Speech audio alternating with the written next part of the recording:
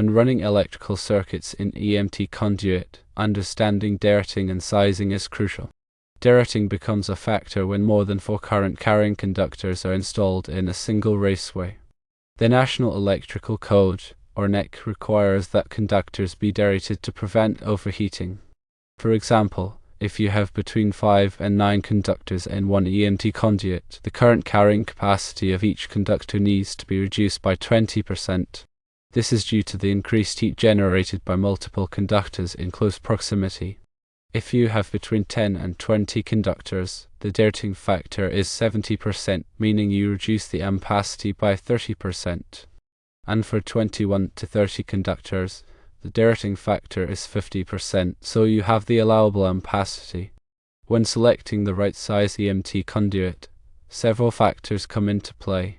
Firstly, the number of conductors directly impacts the derating factor and thus the required conduit size. More conductors mean more heat and necessitate a larger conduit or derating the conductors. Secondly, the wire gauge is essential, as it determines the ampacity or current carrying capacity of the wire. Thicker wires can handle more current but also take up more space within the conduit. Thirdly, the run length is an important consideration. Longer runs of conduit can lead to increased voltage drop.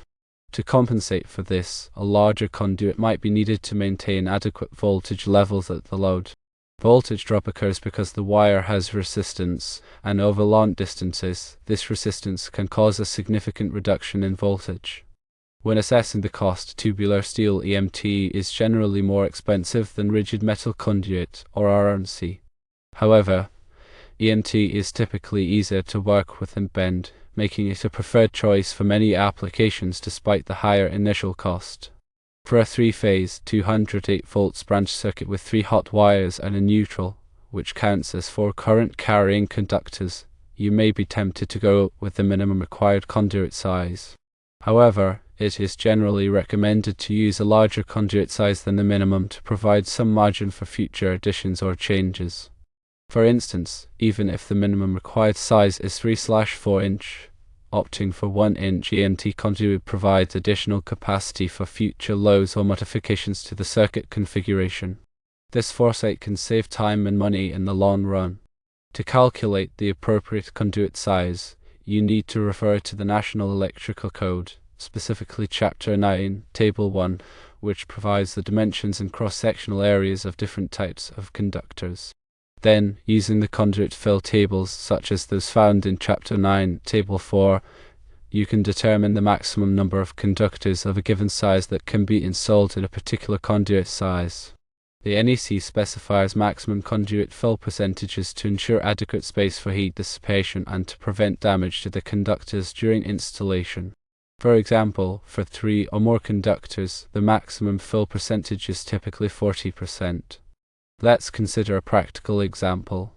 Suppose you are running a 3-phase, 208 volts circuit with 3 number 12 American wire gauge or AUG conductors and 1 number 12 AWG neutral conductor in the EMT conduit. Number 12 AWG copper wire has a typical ampacity of 20 amps according to NEC table 310.15 B16, assuming it's rated for 75 degrees Celsius. Since you have 4 current-carrying conductors, derating is not required. Now, to determine the appropriate conduit size, you need to consult Chapter 9, Table 4 of the NEC. This table provides the maximum number of conductors of a given size that can be installed in different sizes of conduit. For number 12 AWG conductors, a 1/2 inch EMT conduit might seem sufficient at first glance. However, it's often a good practice to go up one size to allow for easier pulling and future expansion. Therefore, a 3/4 inch EMT conduit would be a better choice. If, however, you were planning to add more conductors to this circuit in the future, you would need to consider the derating requirements. For example, if you were to add 3 more conductors, bringing the total to 7, you would need to derate the ampacity of the conductors by 20%. This means the number 12 AWG conductors, initially rated for 20 amps, would now be limited to 16 amps. In this case, you might consider using a larger conductor size, such as number 10 AWG, which has a higher ampacity or increasing the conduit size to allow for better heat dissipation. The cost of materials is another factor to weigh.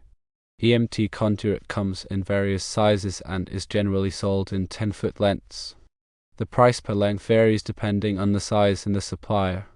While using a larger conduit size might increase the initial material cost, it can potentially save money in the long run by avoiding the need to replace the conduit if you need to add more circuits in the future. It's also important to consider the labor costs associated with installing the conduit. Larger conduit sizes can be more difficult to bend and install, which could increase labor costs. However, the ease of pulling wires through a larger conduit can offset this increased labor cost to some extent. Voltage drop is another crucial factor. Excessive voltage drop can cause equipment to malfunction or operate inefficiently. The NEC recommends limiting voltage drop to no more than 3% for branch circuits and 5% for feeders. To calculate voltage drop, you need to know the length of the circuit, the current flowing through the circuit, and the resistance of the conductors. There are several online voltage drop calculators that can assist with this calculation. If the calculated voltage drop exceeds the recommended limits, you can reduce it by increasing the conductor size or shortening the circuit length. Remember, the NEC provides guidelines and requirements for electrical installations to ensure safety and prevent fire hazards. It is essential to consult the latest edition of the NEC and follow all applicable codes and regulations when designing and installing electrical circuits. Also, be aware of local amendments to the NEC that may be in effect in your area. These amendments can vary from one jurisdiction to another and may affect the requirements for conduit sizing and conductor derating. In summary, when running EMT conduit for branch circuits, carefully consider the number of conductors, wire gauge, run length, and cost to determine the appropriate conduit size. Always err on the side of caution and use a larger conduit size than the minimum required to provide some margin for future additions or changes. Adhering to the NEC guidelines and best practices will ensure safe and reliable electrical installation. Let's delve deeper into specific NEC articles relevant to conduit fill and conductor derating. NEC Article 310.15 covers ampacity of conductors and provides the tables used to determine the allowable ampacities of various conductor sizes based on their insulation type and temperature rating. As previously mentioned, Table 310.15b16 is a key reference for determining the ampacity of conductors based on factors such as conductor size, insulation type, and ambient temperature.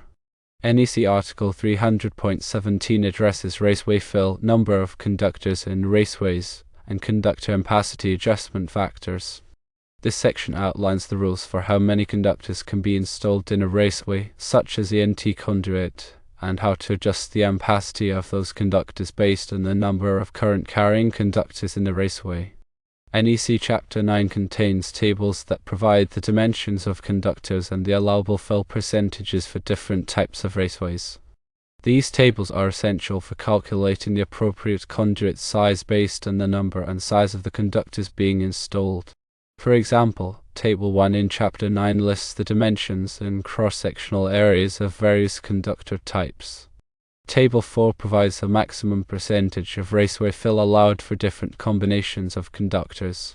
When calculating conduit fill, it's important to consider not only the current carrying conductors but also any equipment grounding conductors or bonding jumpers that are installed in the conduit.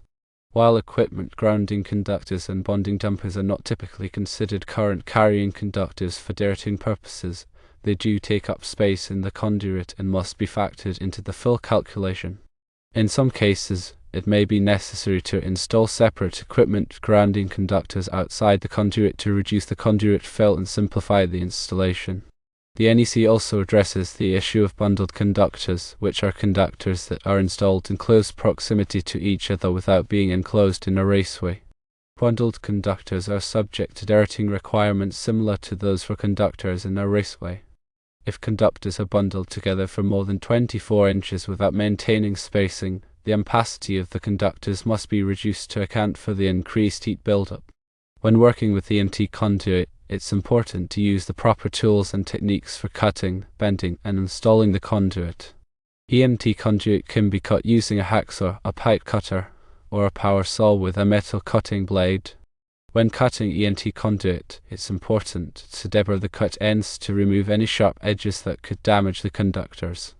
EMT conduit can be bent using a conduit bender, which is a specialized tool that allows you to create smooth, consistent bends without kinking or damaging the conduit. There are different types of conduit benders available, including hand benders, hydraulic benders, and electric benders. When bending EMT conduit, it's important to follow the manufacturer's instructions and to use the correct bending radius to avoid damaging the conduit. EMT conduit is typically joined together using couplings and connectors. There are different types of couplings and connectors available, including set screw couplings, compression couplings, and threadless couplings. It's important to use the correct type of coupling or connector for the specific application and to ensure that the connections are tight and secure. When installing EMT conduit, it's important to support the conduit properly to prevent it from sagging or becoming damaged. The NEC specifies the maximum spacing between conduit supports, which varies depending on the size of the conduit and the type of support used. In general, EMT conduit should be supported every 10 feet for 1-inch conduit and smaller, and every 12 feet for larger conduit sizes. In addition to the NEC requirements, it's also important to follow any local codes or regulations that may be in effect in your area. Local codes may have additional requirements for conduit sizing, conductor derating, or other aspects of electrical installations. It's always a good idea to check with your local electrical inspector to ensure that your installation meets all applicable codes and regulations. Another consideration is the type of load being served by the branch circuit. Different types of loads have different characteristics and may require different wiring and conduit configurations. For example, a motor load typically requires larger conductors and a dedicated circuit to handle the inrush current that occurs when the motor starts. A lighting load may require a different type of wiring and a different type of overcurrent protection. When designing a branch circuit, it's important to consider the specific requirements of the load being served and to select the appropriate wiring and conduit accordingly. In some cases, it may be necessary to install multiple branch circuits to serve different loads. This can help to reduce the load on each circuit and to improve the overall reliability of the electrical system. When installing multiple branch circuits, it's important to keep the circuits separate and to avoid running multiple circuits through the same conduit. This can help to prevent overheating and to reduce the risk of electrical shock. When working with electrical circuits, it's always important to prioritize safety. Electrical work can be dangerous, and it's essential to take all necessary precautions to protect yourself from electrical shock and other hazards. Always disconnect the power before working on any electrical circuit, and use appropriate personal protective equipment, such as rubber gloves and safety glasses. If you are not comfortable working with electrical circuits, it's best to hire a qualified electrician to do the work for you. A qualified electrician has the knowledge, skills, and experience to perform electrical work safely and correctly. Remember that electrical codes and best practices are constantly evolving, so it's crucial to stay updated with the latest information. Regularly review the National Electrical Code and other relevant resources to ensure that your electrical installations are safe, compliant, and efficient. By paying attention to detail and following the proper procedures, you can ensure that your electrical system will provide reliable service for years to come. In addition to the technical aspects of conduit sizing and conductor derating, it's also important to consider the aesthetic aspects of the installation. A well-designed and neatly installed electrical system can enhance the appearance of a building and make it easier to maintain.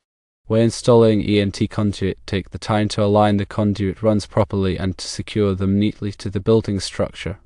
Use appropriate straps and supports to prevent the conduit from sagging or becoming damaged. Consider using colored conduit or paint to match the surrounding decor. A little extra effort in the aesthetic department can go a long way in creating a professional and visually appealing electrical installation. When dealing with existing electrical systems, it's important to exercise caution and to follow proper procedures for working on energized circuits. Before working on any existing electrical circuit, always verify that the power is off and that the circuit is properly locked out and tightened out. Use a voltage tester to confirm that the circuit is energized before touching any wires or components. If you must work on an energized circuit, use appropriate personal protective equipment and follow safe work practices to minimize the risk of electrical shock. In some cases, it may be necessary to energize the entire electrical system to safely perform the required work. Always consult with a qualified electrician before working on any energized electrical circuit. Another important aspect of electrical installations is proper grounding and bonding. Grounding and bonding are essential for protecting people and equipment from electrical shock and for providing a path for fault current to flow back to the source. The NEC specifies detailed requirements for grounding and bonding, including the size and type of grounding conductors, the methods for connecting grounding electrodes, and the requirements for bonding metal enclosures and equipment. It's important to follow these requirements carefully to ensure that the electrical system is properly grounded and bonded. In addition to the grounding and bonding requirements, the NEC also specifies requirements for overcurrent protection.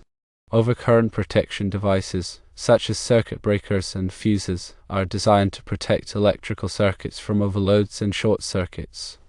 When selecting overcurrent protection devices, it's important to choose the correct size and type of device for the specific circuit being protected. The NEC provides guidance on selecting overcurrent protection devices, including the maximum allowable ampacity of the device and the interrupting rating, or ability to safely interrupt, of the device. Proper overcurrent protection is essential for preventing electrical fires and protecting equipment from damage. When installing electrical equipment, it's important to follow the manufacturer's instructions and to ensure that the equipment is properly rated for the intended application. The electrical equipment is typically marked with information such as the voltage rating, the current rating, and the operating temperature range. It's important to verify that the equipment is compatible with the electrical system and that it is installed in accordance with the manufacturer's instructions.